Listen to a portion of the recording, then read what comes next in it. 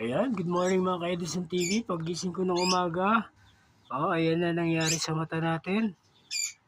Sabi nila virus daw yan. Ayan, kita nyo naman. Ayan nangyari sa akin. Update ko po kayo. Tsaka medyo sinisipon po ako. Kaya nag-face mask tayo. Nangyari sa mata ni Edison TV. Viral daw to hindi ko lang alam. Pero isang mata lang, pero isa okay naman.